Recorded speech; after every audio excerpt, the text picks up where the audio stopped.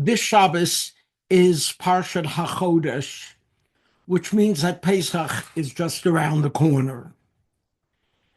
And I'm warning you right now, there are some people who tried to spoil our Purim joy this year, and I'm afraid they're going to try to do it again for Pesach. But I'm not going to let them get away with it. Purim, as you recall, is marked by the joyous celebration marking the victory of our people over Haman, who had convinced the king, in the words of the Megillah, to kill and obliterate all the Jews from young and old, children and women. And it said, we turned the tables on them, we won the battle, and killed all those who sought to kill us. Worth celebrating? For sure. But that's not how some people saw it this year. Rabbi Jill Jacobs, the CEO of the progressive group Teruah, the Rabbinic Call for Human Rights, denounced the lesson of the story. In her words, for progressive liberal readers, what we should do and say is no. Any reading that justifies violence is incorrect. Another Reform rabbi is quoted as saying that in many Reform synagogues, they leave out the last part of the Megillah, which describes the death of the Persian enemy. Others wrote how popularizing the story could be used to justify what Israel is doing in Gaza. And what's wrong with that? Is what's happening in Gaza our fault?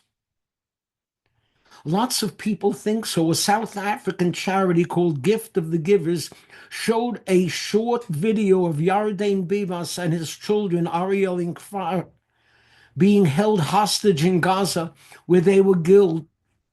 The video claims Nazi Israeli army killed the Bibas family in one of its indiscriminate airstrikes.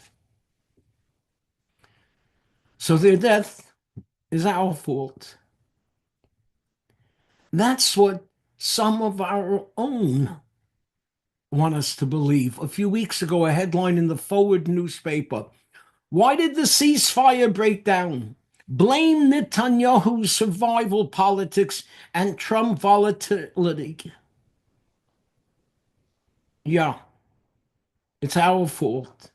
It has nothing to do with Hamas. It's always our fault. Do you know that after Kristallnacht, Jews were ordered to pay 1 billion Reichsmark atonement tax to the Nazis? Because after all, whose fault was it that synagogues and businesses and homes and families were destroyed? It was our fault. Peter Beinart, an observant Jew who has turned on his people, published an article in the British newspaper The Guardian, which is about as anti-Israel as they come, entitled, "As Jews Celebrate Purim, Let Us End the Slaughter in Gaza Committed in Our Name." And he continues, "Our refusal to reckon with the dark side of Purim reflects a refusal to reckon with the dark side of ourselves." I'm telling you now, they're going to try to pull this on us as we prepare to celebrate the Pesach holiday, the defeat of the Egyptians, bringing an end to 210 years of slavery. Do you know there were some then who tried to blame us for the enslavement? In the Haggadah, we recite a verse from the Torah which tells us, Vayera'u otanu hamitzrim, which on a simple level is translated as, and the Egyptians were bad to us.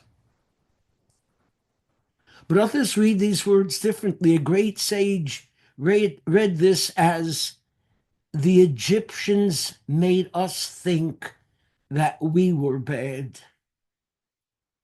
Some of the Jews started to believe that we brought the enslavement upon ourselves. Maybe if we had been friendly to the Egyptians, maybe if we had assimilated, maybe if we had not become so numerous, the Egyptians would not have thought that we were a threat to them.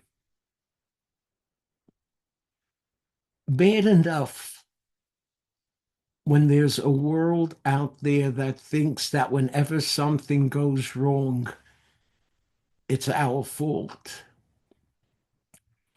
Even worse is when we start to believe that as well.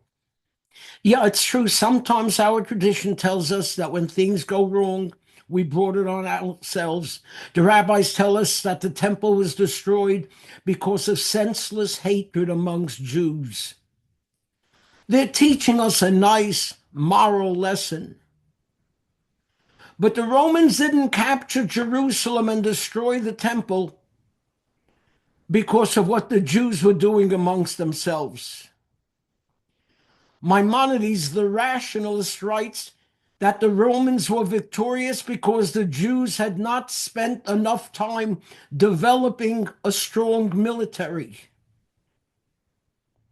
A colleague of mine told me he was once in the home of the great Jewish teacher and scholar, Ruth Weiss. And in her living room, he saw a pillow which had crocheted on it the words, "The Romans did it." He asked what this was all about, and Professor Weiss explained that a friend had given it to her to remind her that with all the rabbinic pilpul and commentaries about the destruction of the temple, we should not forget the bottom line of the story. The Romans did it.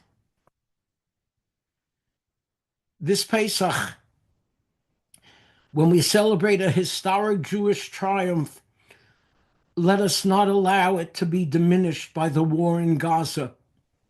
We didn't attack, rape, murder, take hostage Jewish people.